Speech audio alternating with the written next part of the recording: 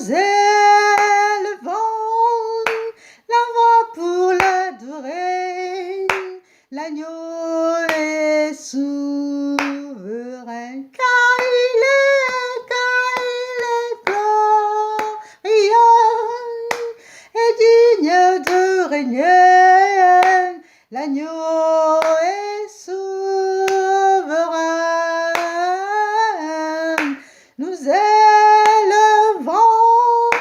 la voix pour l'adorer. L'agneau est souverain. L'agneau est souverain. L'agneau est souverain. Shalom, peuple de Dieu. Shalom, bien-aimés. Shalom à vous, shalom dans vos familles. Merci pour vos présences, merci pour vos commentaires, merci pour vos partages et merci pour vos soutiens. Ça me va droit au cœur. Nous allons continuer aujourd'hui avec notre rendez-vous hebdomadaire. Donc ce ne sera pas la série Blessé mais pas condamné, mais ce sera juste une exhortation dominicale que nous allons faire, où nous allons partager la parole, nous allons nous allons pas essayer, nous allons commenter la parole et mettre la lumière sur les mots frappants, les mots touchants, les choses cachées de la Bible. Aujourd'hui, notre thème va s'intituler ne laisse pas tes prières sans réponse. Ne laisse pas tes prières sans réponse. Parce que toi, tu as le pouvoir de faire bouger les choses par tes prières. Et toi, tu as le pouvoir de faire exaucer tes prières. Donc, ne laisse pas tes prières sans réponse. Je t'en supplie. Si en ce moment, tu m'écoutes et que pendant un moment, tu as fait des prières, tu as fait des demandes, tu as fait des réclamations, tu as fait des doléances au Seigneur et que tu te rends compte au jour d'aujourd'hui que ça n'a pas été exaucé, que ça n'a pas abouti, malgré que tu as mis des tiens, malgré que tu as jeûné, malgré que tu étais pieux, malgré que tu t'es traîné par terre, malgré que tu t'es humilié, malgré que tu t'es mis en retraite, malgré que tu as fait plein de choses et que tu n'as pas eu de réponse, dis-toi bien qu'il y a un vrai problème. Donc aujourd'hui, nous allons mettre la lumière sur un des problèmes. Il y en a pléthore de problèmes, mais aujourd'hui, nous allons mettre une lumière sur un des problèmes majeurs. Et par la suite, nous allons en voir d'autres. Mais aujourd'hui, nous allons mettre la lumière sur un problème majeur. Sans plus tarder, nous allons lire la Bible. Ce sera notre thèse de base dans Daniel 10, verset 2 à 12. Daniel 10, verset 2 à 12. Je lis la parole du Seigneur. Alors, Daniel 10, verset 2 à 12. En ce temps-là, moi, Daniel, je fus 3 semaines dans le deuil. Je ne mangeai aucun mets délicat, il n'entra ni viande ni vin dans ma bouche, et je ne me fus aucune onction jusqu'à ce que les 3 semaines soient accomplies. Le 24e jour du premier mois, j'étais au bord du grand fleuve qui est Hidékel. Je levai les yeux, je regardai, et voici un homme vêtu de lin et ayant sur les reins une ceinture d'or d'ophase. Son corps était comme du chrysolite, son visage comme l'aspect de l'éclair, ses yeux comme des flammes de feu, ses bras et ses pieds comme l'apparence de bronze poli, et le bruit de ses paroles était comme le bruit d'une multitude. Moi, Daniel, je vis seul la vision, et les hommes qui étaient avec moi ne virent pas la vision. Mais ils furent saisis d'une grande frayeur et prirent la fuite pour se cacher. Je restai moi seul, et je vis cette grande vision. Les forces me manquèrent. Mon visage pâlit et fut décomposé, et je n'eus aucune force.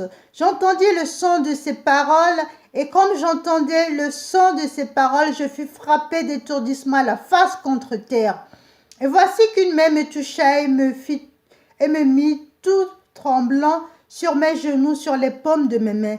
Puis il me dit, « Daniel, homme bien-aimé, comprends les paroles que je vais te dire et tiens-toi debout à la place où tu es, car je suis envoyé vers toi. » Lorsqu'il me dit cette parole, je me tins debout en frémissant. Il me dit, Daniel, sois sans crainte, car dès le premier jour où tu as eu à cœur de comprendre ou de t'humilier devant ton Dieu, tes paroles ont été entendues et c'est à cause de toi, c'est à cause de tes paroles que je suis venu.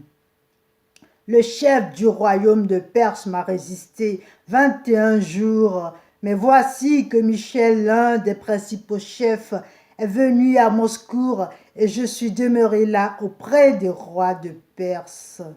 Alléluia. Je suis venu maintenant pour te faire comprendre ce qui doit arriver à ton peuple dans le temps à venir, car il y a encore une vision pour ces jours-là. Vous l'avez bien compris, il s'agit de Daniel 10, versets 2 à 14. Daniel 10, versets 2 à 14. Voilà.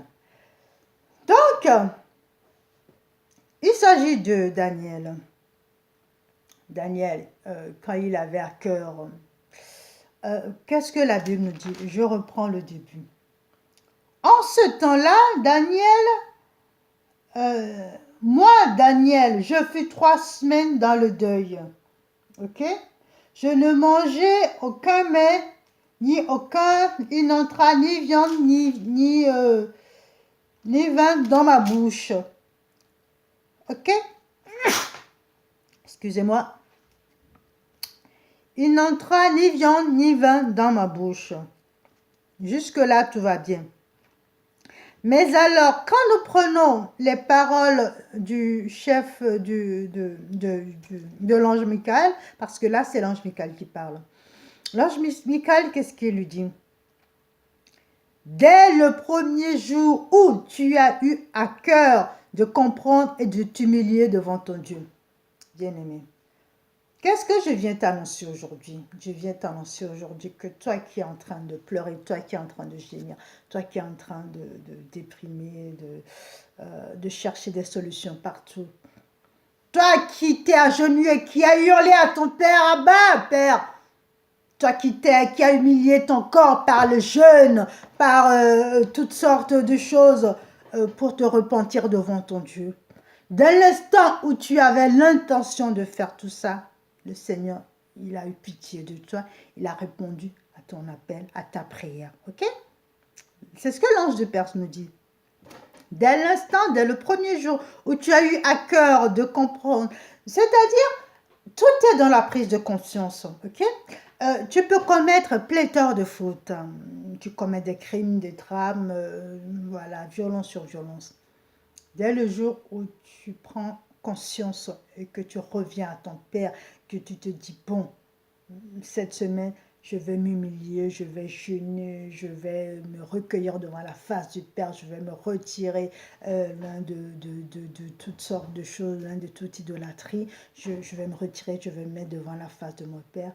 Cela veut dire que Dieu regarde ta foi, il te sauve, Dieu il a déjà répondu à ta prière, il répond déjà à ta demande. Mais, que se passe-t-il? Cela veut dire que quand toi tu te mets à prier comme ça, quand Dieu il répond, déjà dans tes intentions, quand il répond à ta prière, il y a ici c'est l'ange de Perse, l'ange de chef de Perse. Voilà. C'est quoi ce chef de Perse? C'est un ange assez coriace, ok, qui a bloqué la réponse de Dieu envers Daniel. C'est-à-dire que Daniel, dès qu'il avait l'intention de s'humilier, Dieu a répondu à son appel. Mais l'ange, il est venu, il a bloqué la réponse pendant 21 jours. Daniel, il a prié, il a jeûné, il a fait tout, il a pris 3 semaines, ça a duré au moins 24 jours. Daniel, il a fait tout ça et il a commencé à s'inquiéter parce que quand il prie, son Dieu lui répond. Mais Daniel a commencé à s'inquiéter, à se dire, mais pourquoi dans ce cas Dieu ne me répond pas? Dieu lui a répondu. C'est ce que l'ange Michael est venu voir, est venu lui dire. Dieu lui a répondu, mais il s'est passé quoi? Il s'est passé que l'ange de Perse, c'est le chef de Perse, et qui est venu, qui a bloqué cette prière. C'est la réponse du Seigneur envers Daniel. Ce que j'ai à te dire aujourd'hui, bien-aimé, écoute-moi très bien, c'est que dans chaque famille, dans toute situation, partout où tu es, il y a le chef de personnes qui vient, qui bloque tes doléances. Donc, si tu es dans ce cas, de cette situation, ce moment que tu as l'impression que tu pries, et le Seigneur ne t'honore pas, le Seigneur ne répond pas à tes prières, dis-toi bien qu'il y a quelque chose qui bloque les réponses du Seigneur envers toi. Cherche le chef de Perse, de ta famille, de ton entourage partout. Laisse-moi te dire, qui c'est qui est ce chef de Perse? Ici, la Bible nous le représente par un ange. Un ange, c'est quoi? C'est un envoyé de Dieu, ok?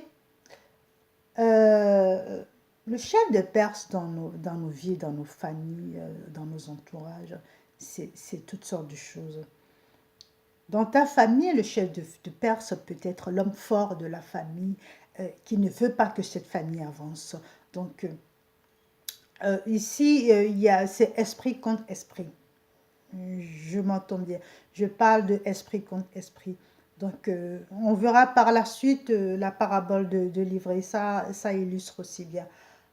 C'est esprit contre esprit. Donc, le chef de Perse, c'est un esprit puissant.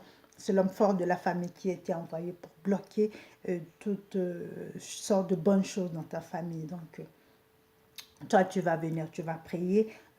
Mariage, tu n'auras pas. Travail, tu n'auras pas. Des enfants, tu n'auras pas. Parce qu'il y a le chef de Perse qui bloque toutes les doléances et toutes les réponses que le Seigneur envoie. Donc, il y a ça. Par la suite, il peut y avoir aussi des pensées négatives. Cela veut dire que tu pries. Tu as l'intention. La Bible nous dit que dès qu'on a l'intention, Dieu lui répond à nos appels. Cela veut dire quoi?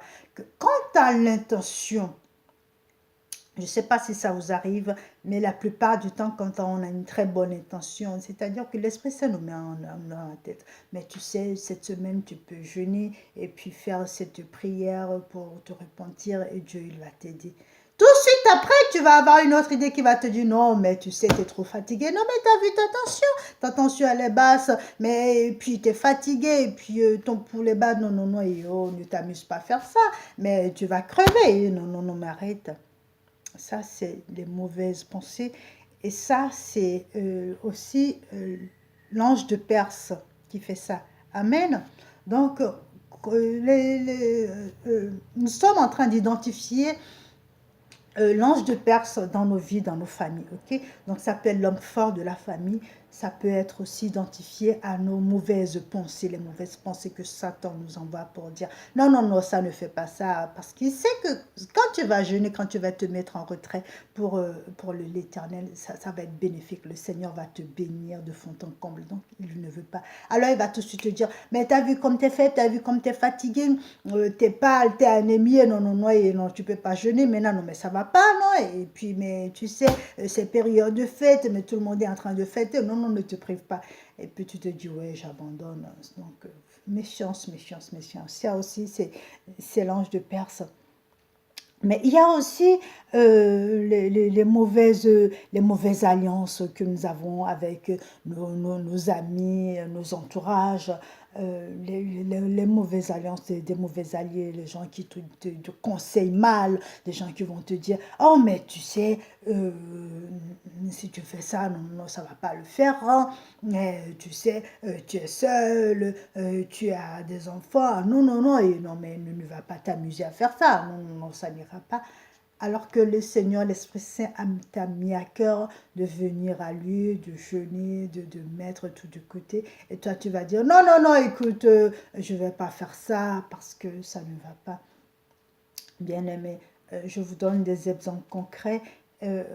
Prenez le temps d'analyser tout ça. Le chef des pères, ce n'est pas que un ange, mais c'est toutes sortes de choses qui nous bloquent, qui bloquent nos pensées, qui bloquent nos habitudes, qui bloquent nos attitudes, qui font que nous n'arrivons pas à cette plénitude pour recevoir la bénédiction divine.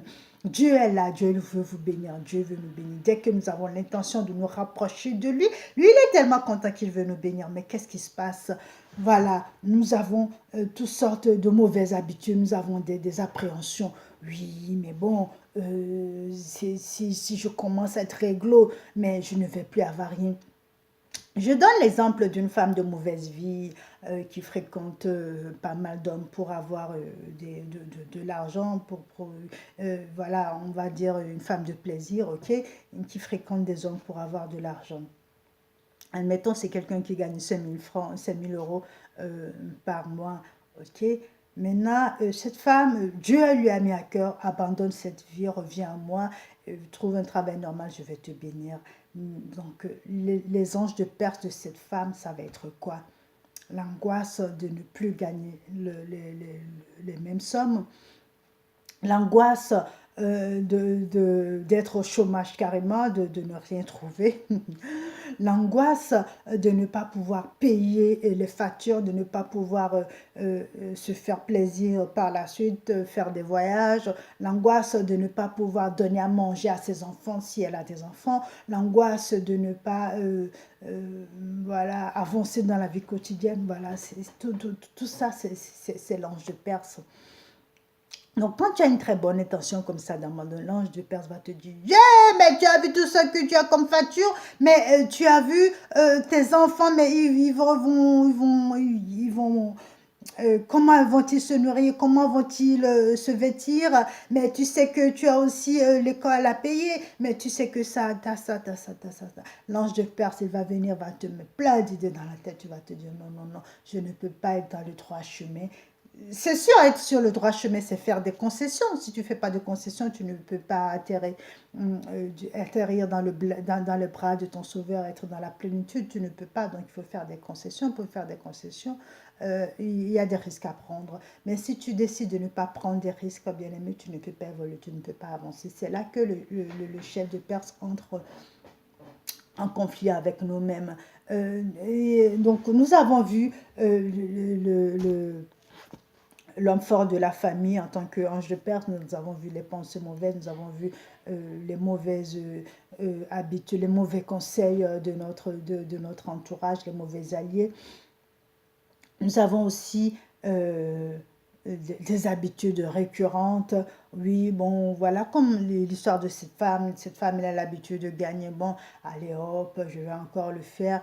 Et puis, bon, elle va aussi penser à son plaisir charnel qu'elle retrouve chez ces hommes qu'elle n'aura plus forcément quand elle ira peut-être faire du ménage quelque part. Elle n'aura plus cette sensation de bien-être qu'elle retrouve chez ces hommes. Il y a ça aussi. Il y aura les attitudes charnelles et tout ça. Et puis, il y a aussi l'incrédulité. L'incrédulité, ça vient en deuxième position dans l'histoire, dans les alliés de chefs de Perse. L'incrédulité vient en deuxième position. Après le chef, après l'homme fort de ta famille, il y a l'incrédulité qui t'empêche, qui fait aussi partie de la famille de chef de Perse, qui t'empêche d'avoir cette plénitude pour accueillir la bénédiction que Dieu prévoit pour toi. Ok? Si tu pries et si tu es incrédule, tu es là. Seigneur, je te prie, aide-moi à finir mes fins du mois. Seigneur, je te prie, aide-moi à me réconcilier avec mes enfants. Et puis, entre-temps, tu fais, ouais, bon, en même temps, lui, il est tellement compliqué que, oh, mais je ne sais pas si le Seigneur, il va honorer ses demandes. Non, je ne pense pas. Oui, et puis bon, finir les fins du mois, oui, mais c'est vrai que les temps sont tellement durs. Non, je ne pense pas que Dieu va me bénir. Bien-aimé, là, tu fais alliance avec le chef de Perse. Le chef de Perse, il va venir, il va tout bloquer, il va s'asseoir sur tes doléances et Dieu ne va même pas les écouter. Donc, ne laisse pas accès au chef de Perse de venir pourrir ta vie, de venir pourrir ton existence. Ok? Pour que tes prières puissent être exaucées, C'est toi et toi seul qui es, tu es le seul maître de ta destinée, tu es le seul maître de tes prières. Donc c'est à toi de faire bouger les choses. Nous allons tout de suite aller à Matthieu 13, versets 24 à 30. Matthieu 13, versets 24 à 30. Je lis la parole du Seigneur, livrée. Il leur proposa une autre parabole et il dit, « Le royaume des cieux est semblable à un homme qui a semé de la bonne semence dans son champ. Mais pendant que les gens dormaient, son ennemi vint, sema de l'ivraie au milieu du blé, s'en alla. Lorsque le blé eut poussé en herbe et donné du fruit, l'ivraie parut aussi. Les serviteurs du maître de la maison vinrent lui dire, « Seigneur, n'as-tu pas semé de la bonne semence dans ton champ? D'où vient donc-il qui est de l'ivraie ?» Il leur répondit, « C'est un ennemi qui a fait cela. » Et les serviteurs lui dirent, « Veux-tu que nous allions l'arracher? » « Non, dit-il, de peur qu'en arrachant l'ivraie, vous ne déraciniez en même temps le blé.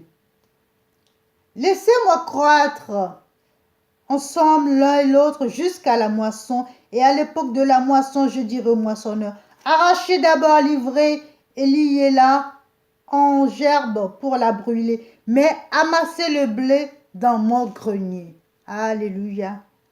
Arrachez d'abord l'ivraie et liez-la en gerbe pour la brûler. Ici, nous avons la parabole de l'ivraie. Parabole de l'ivraie, c'est un petit peu comme le chef de Perse qui vient semer le trouble dans tes prières, qui vient bloquer tes prières, que la réponse du Père n'arrive pas à toi. C'est exactement comme ça. Ok?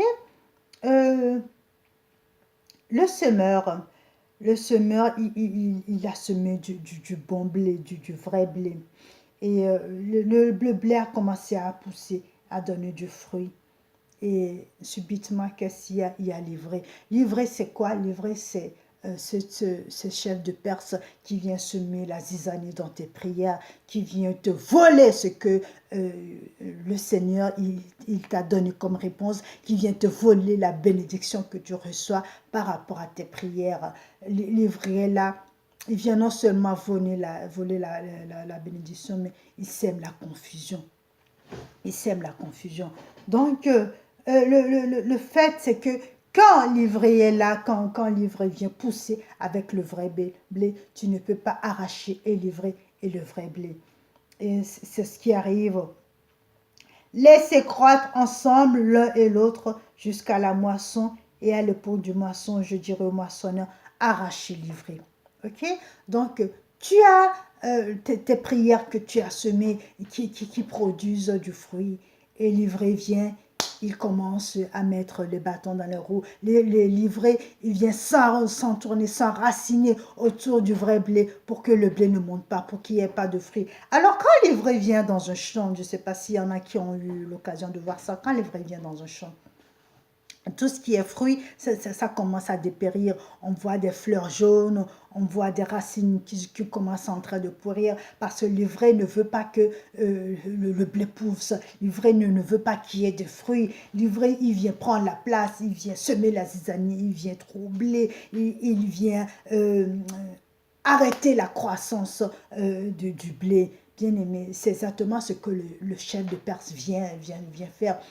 Quand toi tu fais ta prière, il vient, il sème le trouble, il sème la zizanie, il sème le trouble dans tes pensées pour dire, ah mais est-ce que tu es sûr que Dieu va te répondre à ça? Est-ce que tu es sûr que Dieu il va honorer? Et par la suite, quand Dieu il te répond, qu'est-ce qu'il fait? Il bloque la bénédiction, il vaut la bénédiction. C'est ce que l'ivraie fait. En ce moment même, je prie que tes prières exaucent, que tes prières soient exaucées au nom puissant de Jésus-Christ de Nazareth. Ne laisse pas l'ivraie venir voler ce que tu as semé. Ne laisse pas le chef de Perse venir voler ce que tu as semé. Viens voler ta bénédiction, mais bats-toi pour t'accaparer ta bénédiction, bien-aimé. Le royaume appartient aux violents, ok? Le royaume appartient aux violents. Donc, sois violent et accapare ta bénédiction. Nous allons au verset 30. Arrachez d'abord l'ivraie et liez-la en gerbe pour la brûler, puis amassez le blé dans mon grenier. bien-aimé, pour que ta prière puisse avancer, pour que ta prière puisse être exaucée. Toi, tu dois te lever et toi, tu vas arracher livrer. C'est en arrachant livrer, c'est en combattant livrer que tes prières vont pousser. Je vais retourner au verset 20 de Matthieu 10, de Daniel 10. Verset 20 de Daniel 10, qu'est-ce qu'il nous dit? Maintenant, je m'en retourne pour combattre le chef de Perse. L'ange Michael, quand il a tout raconté à Daniel, il lui a dit, au verset 20, maintenant je m'en retourne pour combattre le chef de Perse. Comme nous allons le voir là, dans Matthieu 24, Matthieu 13, verset 30. Matthieu 13, verset 30. Arrachez d'abord livré et liez-la en gerbe. Bien-aimé, si tu veux que tes prières puissent avancer, puissent monter au Père pour recevoir ta bénédiction, toi, tu dois te lever pour arracher livrer. Toi, tu dois te lever pour combattre le chef des Perses. C'est pour ça, en ce moment même, je t'exhorte et tu vas te lever. Moi, je suis assis, mais toi, tu vas te lever et nous allons nous lever comme des guerriers, comme des vaillants héros et nous allons faire des prières fermes afin que le ciel puisse dégager, afin que tout ce qui s'apparente à l'ange des Perses qui vient semer qui vient bloquer nos prières, tout ce qui s'apparente à livrer, qui vient semer le trouble dans nos prières, nous allons les arracher, nous allons les abattre en ce moment et nous allons récupérer la bénédiction que Jésus-Christ de Nazareth lui-même il a prévue pour nous. Nous allons récupérer la bénédiction, nous allons récupérer les réponses à nos prières qui ont été envoyées depuis des millénaires, qu'ils ont bloqué. Nous allons récupérer tout ça au nom puissant de Jésus-Christ de Nazareth. Tu vas fermer les yeux, tu vas te recueillir et nous allons prier. Robasondo rebayo kavashi kesonganima. Ti bridanda deve yakaro prada vashemba zekiradande. Rabronome yipatonko sokirami. Biato soverem biata kakengo geza viato roba. Dieu de gloire, Dieu de miséricorde, Dieu de l'impossible, Dieu de ma jeunesse, Dieu de mes pères, mon Dieu à moi, Jéhovah Sabaoth, je suis à genoux devant toi en ce moment, mon Dieu. Je te remercie de m'avoir créé, je te remercie de m'avoir créé à ton image et merci pour le souffle de vie, la santé que tu me donnes. Alléluia, gloire à toi. Père, merci d'avoir exaucé mes prières. Oui, je sais que tu m'exauces toujours à chaque fois que j'ai recours à toi. Mais à présent, je sais que mes prières ne s'exaucent pas. Je ne vois pas l'exaucement de mes prières à cause de ce chef de Perse qui vient bloquer la réponse que toi tu me donnes. À cause de l'ennemi qui vient semer l'ivraie dans mes plantations, dans mon blé, afin que je ne puisse pas recevoir la bénédiction que toi, Jéhovah Sabaoth, tu as prévue pour moi. En cet instant précis, bien-aimé, bats les mains et prie en cet instant précis. Je déclare que le chef des Perses qui bloque la réussite, qui bloque la bénédiction que tu as prévue pour moi, je l'arrache, je la vois dans le feu dévorant du Saint-Esprit et je déclare que je reçois l'exaucement de mes prières en ce moment même. Je reçois la bénédiction que toi-même, Jésus-Christ de Nazareth, tu as prévue pour moi.